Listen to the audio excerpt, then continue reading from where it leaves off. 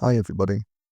So in this video, we're going to look at how to factorize expressions involving powers. We'll work through 4 sector examples, and if you want to work along with me, you can download this PDF from my website. I'll leave a link below. So if we begin with question A, we've got 3e squared plus 5e. When you factorize an expression, we need to look for the common factor in both terms of that expression.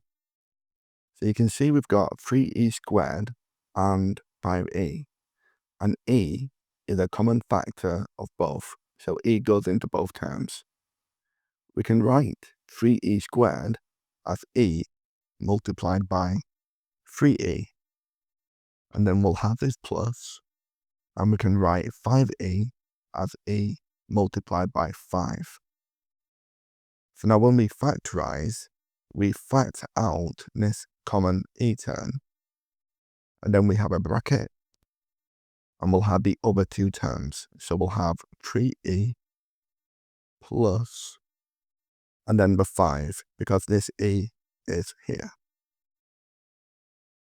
So we have e multiplied by 3e, which gives us 3e squared, and e multiplied by the 5, which will give us 5e. So this is a factorized form of the original expression. If we look at question B, we've got y squared plus 27y.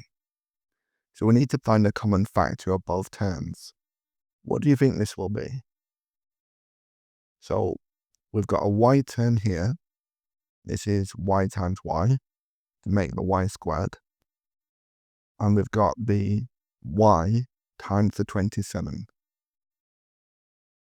From this y is the term that we can factor out. Then we'll have an open bracket. We need to multiply it by this y plus this 27. So this is the fully factorized form. If we look at question C, ap squared minus 2p. And now you can see that 2 is a factor of the 8 and the 2. And p is also a factor of both terms. So 2p is our highest common factor. 2 times 4 will give us 8. And p times p will give us a p squared. Minus, we have the 2p. And then we just need to multiply this by 1 to give us in this term. So we'll factor out with 2p. We'll have our brackets. And then we've got the 4p minus the 1. So this is fully factorized, okay? Let's try example 2. So to begin with question 2, we need to factorize 8a squared plus the 12a. So we need to find the highest common factor of both terms. We know that 4 is a factor of 8 and 12. And we can see that a also goes into both. So the highest common factor is 4a. When we multiply this by the 2, we get the 4 times 2 to make the 8. And we need another a. And then we'll have 4a multiplied by 3 to give us the 12a. So we can factor out 4a, the term which is common in both. We'll have the opening bracket, and then the 2a plus the 3, this 3 here.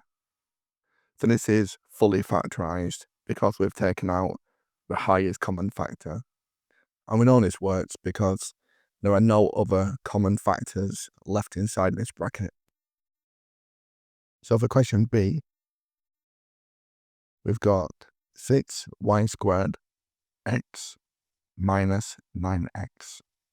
So what do you think the highest common factor of both of these terms will be? So we know the 3 is the factor of the 6 and the 9. And the x is clearly a factor of both. when you multiply this by the 2, we get 3 times 2 to make the 6. We need a y squared term, and we have the x term here. Then we'll take away, we need 9x, we have 3x.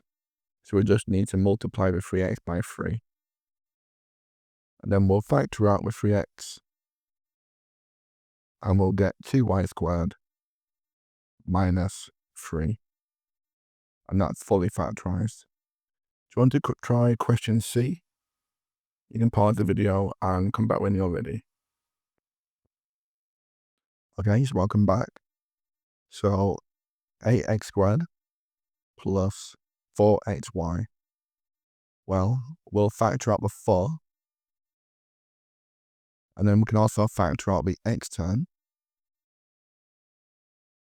So 4 times the 2 will give us the 8. We need x squared. We have 1x. So we'll multiply x by itself. And then we've got the 4 here. We've also got the x. We just need a y. So fully factorised, 4x times 2x plus y. How did you get on with that? Let's try example 3. So do you want to try and fully factorise questions A, B, and C yourself? You can pause the video, and when you come back, you can check you're working with mine. Okay, so welcome back if you had a go. So for question A, 18ab plus 27ab squared. Well, we know 9 is the factor of the 18 and the 27. 8 is clearly a factor in both. And we've got a b term in both as well. So 9 times the 2 will give us the 18. We have this a term and we have the b term. So all we need here is the 2. And then you've got 9 times 3 to make 27. We have the a term, but we need another b, because b times itself will give us b squared. And that's the answer to question A. Question B, 9x squared minus 6xy. Well, we'll factor out the 3. And you can see that x goes into both. So we'll have 3 times 3 to make the 9. And x multiplied by itself to make the x squared. And then 3 times 2 will make the 6. We have the x term. We just need a y term. So 3x multiplied by 3x minus 2y. And then for question C, 3x y squared minus 6xy. Again, we'll factor out a 3 and an x term and a y term. So we have a 3, we have the x, we just need a y to make the y squared. And then to make the 6, we'll multiply the 3 by 2. And then we have the x and the y. So 3xy times y minus 2. How did you get on? Let's try example 4. So with question 4, we need to think about how we can use the rule of indices. Do you want to give question A a go? You can pause the video and come back when you're ready. So for question A, we've got 15b to the 5 times c minus 35b cubed c to the 9. Well, we know 5 is a common factor of the 15 and the 35. And we've got b cubed is a factor of this one and b to the 5. So we'll have the b cubed. And we've got a c term here and c to the 9 here. So we'll take out a common c. So to make this term, we've got 5 times 3 to make 15. And then we have the b cubed on the outside. We need to multiply this by b to the 2 or b squared to make b to the power of 5. Because using the rules of indices, we'll add the 3 and the 2 together and we'll get 5. So it is this term which goes inside our brackets, 3b squared. And then we have this c term here. And then 5 times 7 will make the 35. We've got the b cubed here. And then we've got c, or c to the 1, multiplied by c to the power of 8, because 1 add 8 will give us c to the 9. So this term goes inside our brackets. Do you want to give b and c a go? You can come back when you're ready. Okay, so for question B, 15y to the 4 plus 20u y cubed. So the highest common factor will be with 15 over 20 to give us 5. And then we've got y cubed, which is common with the y to the 4. And then 5 times the 3 will make 15. And to make this y to the 4, well, we've got y cubed. We'll multiply it by y to the 1, and this will give us y to the 4. So just the y will go in our brackets. And then to make the 20, we'll multiply the 5 by 4. And we need this u term. And the y cubed is already on the outside.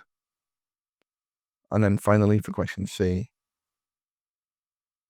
25, a to the power of 4, c to the power of 7 times d plus the 45 a to the 9 times c cubed. Well, find the factor of each of these. A to the 4 is a factor of these. And c to the 3 is a factor of the c terms. So to make this term, we need a 5. 5 times 5 will give us 25. We've got a to the 4.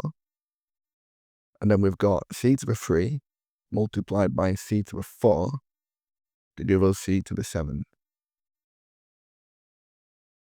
And then we need this d term here.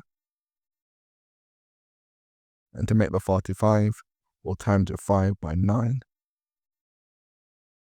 We have a to the 4. We'll multiply it by a to the 5 and we'll get a to the 9. And then we have the c cubed term on the outside.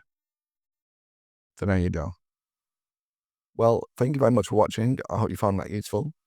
If you want more practice on factorising with powers, you can download the lessons and the worksheets from my website, mrmathematics.com. I'll leave the link in the description below.